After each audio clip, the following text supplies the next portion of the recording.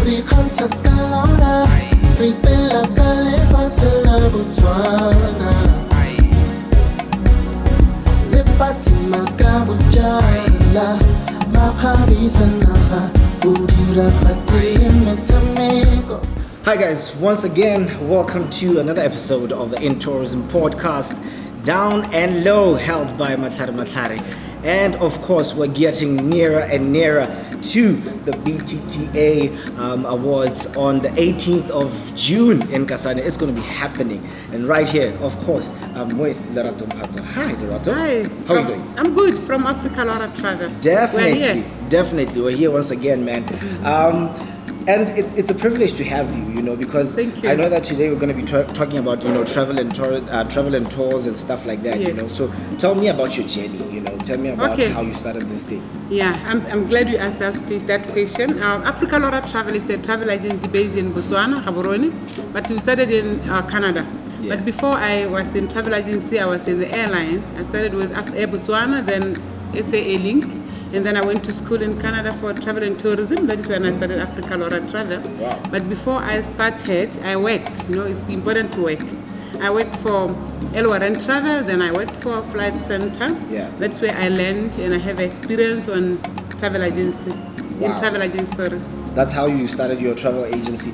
So, Yes. you have such a vast experience in this travel and tourism, Yes.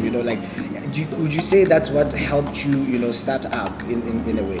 Yeah, it helped because when you work in the airline will help you with. You'll train you to work on time management, so Yeah. you'll know how to work on time. Because travel agency will actually you'll be working with clientele directly. So with the experience from the airline, and you end up doing better with the travel agency now because you are giving the service directly. Yeah. Because normally for the airline is where the clients come to the airport when they're traveling, but they don't know. Most people don't know that they start with the travel agency, purchasing a flight ticket, then you end up flying. So it actually helped a lot. Like something. You can learn a lot from us. Okay, all right.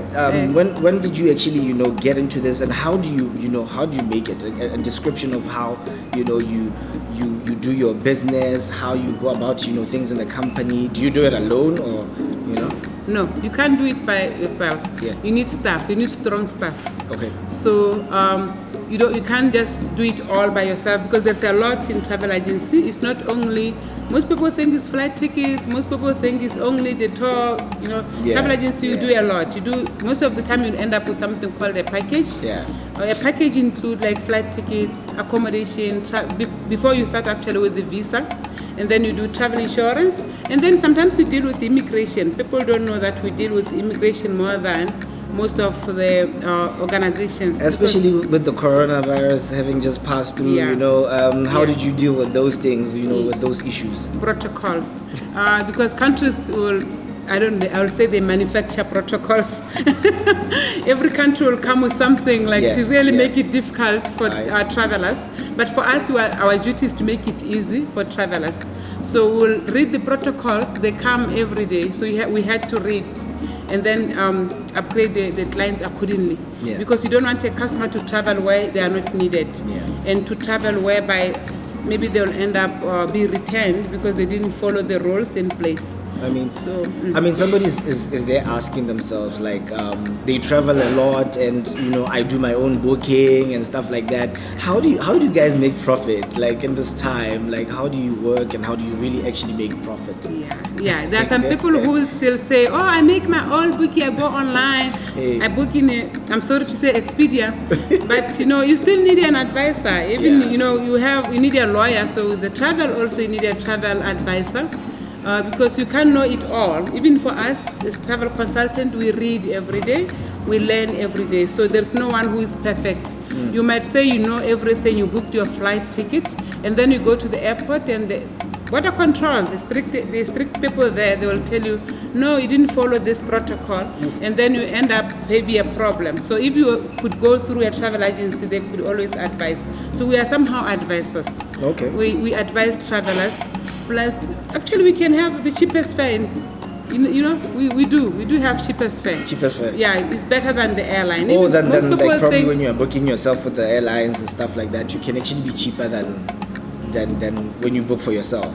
For us, we know we have what we say called wholesale. We have more stock in place, and then we have more. The airlines give us better fares, and then again is how we make money, because we make money through commission. Yes. And again we sell bulk more than the airline on most of the time, and then the more we sell, the more the airline give us incentive, cheaper fares. I get you. Now somebody's asking themselves, okay, you have a travel and tours here, and how do you differentiate yourself from other travel agencies? If I'll say not travel and tours, other travel agencies. Yes, we are. How do you differentiate yourself?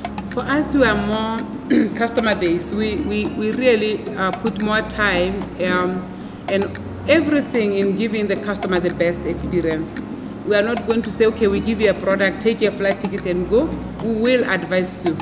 We will not just let you go just like that. We'll advise, if you need a visa to go somewhere, we will advise you on that.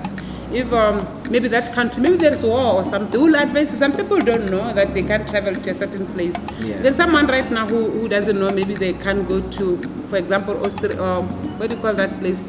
Where there's war now? Ukraine. There's somebody who doesn't know. Maybe they're like, okay, I'm going to Ukraine in June. Yeah. They come to us. We're like, no, you can't go at this moment. There's this happening. Yeah. So we are advisors. Yeah. We love our customers. We put more effort. Like last week, we went to the British meeting, only to get more information on how we can make it easy for travelers. Nice. It's not all about making money or stuff. Yeah, I mean, somebody is out there and they're wondering, probably I want to get into this travel agency thing. The country's growing in terms of tourism and and somebody's like, but what are the risks? What are the opportunities that I can find myself in? Business. Business idea. You can join anytime. Yeah. The most advice I give people who want to join the travel business, or I'll say travel industry, is education.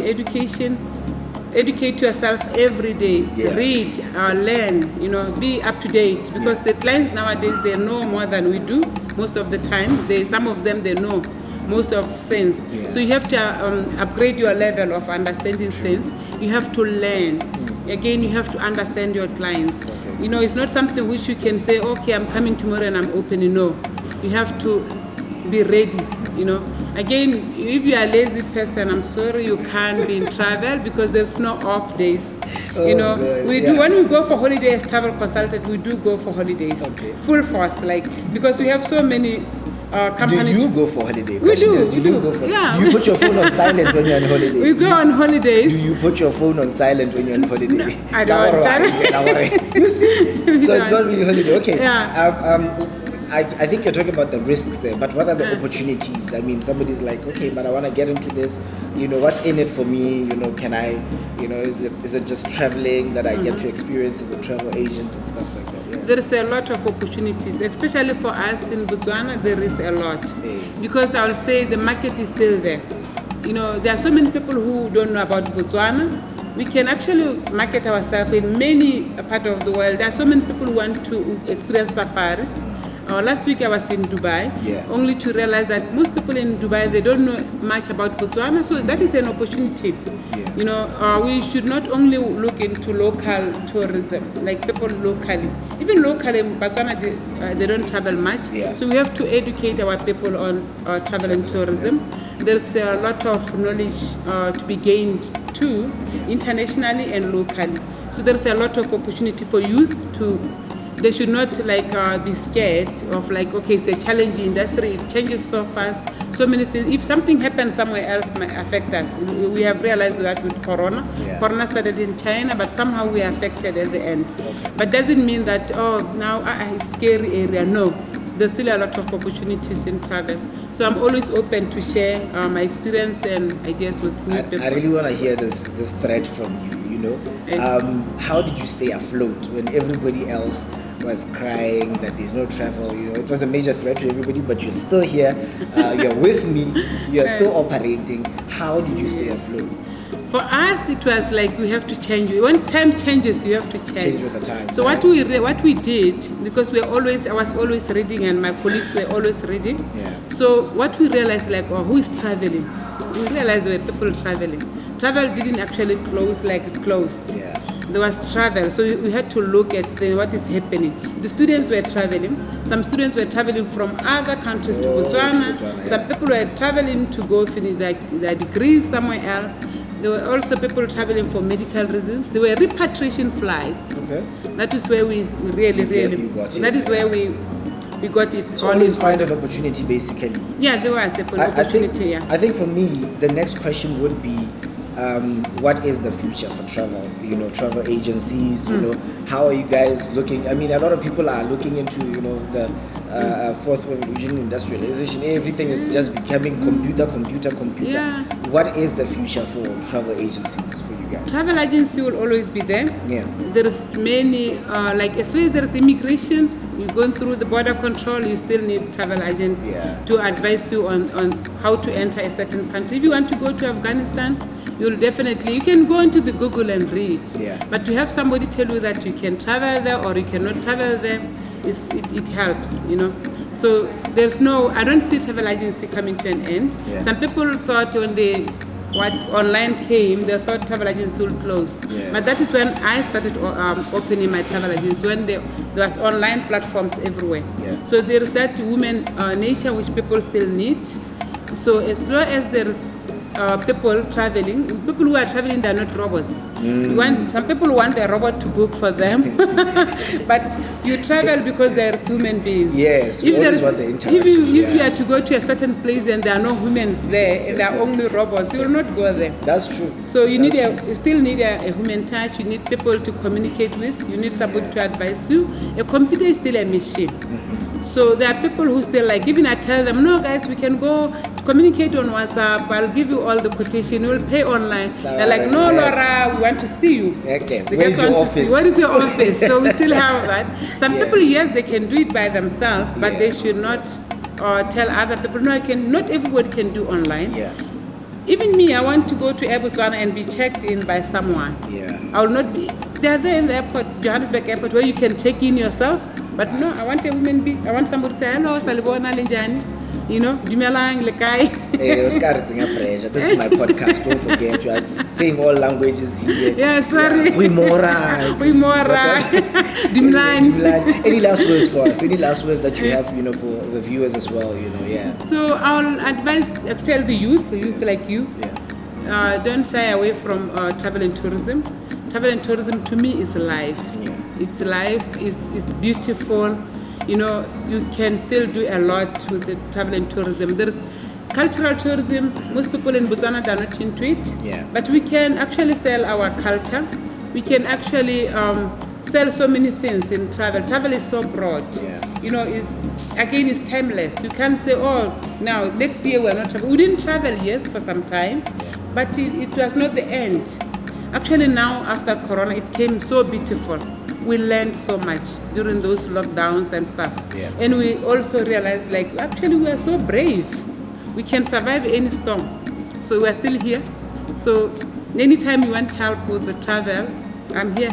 Wow. Thank you so much, Laura. I guess people will get in contact with you, and we're going to see more of you out there. And I don't know. I think I might just still have business ideas somehow. Anyway, thank you so much for joining us this week. See you next week, man. Of course, this is the Intourism Podcast with AKA M Squared, and I can't wait to be with you next week.